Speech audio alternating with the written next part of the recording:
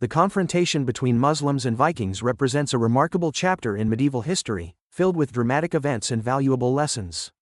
During the 8th–11th centuries, the warlike Scandinavian peoples known as Vikings launched devastating raids across Europe, but met formidable resistance from Muslim states. One of the most notable episodes occurred in Al-Andalus, where Emir Abdurrahman II of the Umayyad Caliphate established a powerful defense system and navy capable of countering Norse longships. Muslims achieved victory through several key factors: superior military organization, unity of the ummah against external threats, advanced combat tactics, and above all, steadfast faith in Allah's assistance. In 844 CE, when Vikings besieged Seville, Muslim forces under Muhammad I of Granada dealt them a crushing defeat, destroying numerous ships and capturing hundreds of warriors. Interestingly, many captured Vikings subsequently embraced Islam and became respected members of Muslim society.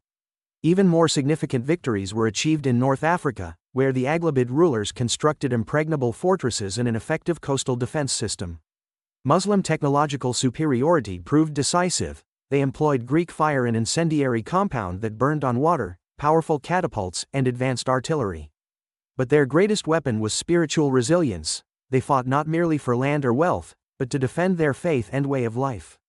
These historical events teach us that when Muslims unite, adhere to religious principles, and wisely utilize Allah-given resources, they can overcome any threat. The victories against Vikings also demonstrate the importance of military preparedness, scientific advancement, and social cohesion in Islamic society. Today, as the Muslim world faces new challenges, these lessons from history become particularly relevant. May Allah grant contemporary Muslims the wisdom to learn from their ancestors, emulate their steadfastness and unity, and achieve victories not only on battlefields but in science, culture, and spiritual development. Ameen. These glorious historical pages remind us that Islamic civilization at its peak served not only as a center of knowledge and culture but also as a protective shield against aggressors. Muslims triumphed over Vikings not just by sword, but through the power of their example. Many Norse warriors, upon encountering Islamic culture and witnessing the justice of Muslim rule, voluntarily embraced Islam. Does this not represent the ultimate testimony to our religion's strength and appeal? May Allah help us become worthy heirs to our great forebears and continue spreading Islam's light through wisdom, patience, and righteous conduct. Ameen. The Cordoban Caliphate's sophisticated warning systems using beacon fires along coastlines and its network of fortified ribats frontier outposts exemplify how Muslim civilizations innovated in defensive warfare.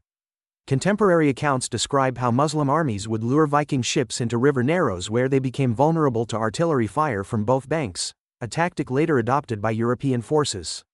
The cultural exchange that followed these conflicts enriched both societies, with Viking artifacts appearing in Muslim lands and Arabic coins being found across Scandinavia. This historical encounter ultimately demonstrates how Islamic civilization transformed military threats into opportunities for dialogue and mutual growth, a lesson desperately needed in our polarized world today. May we draw inspiration from these historical models of resilience and cross-cultural engagement. Ameen.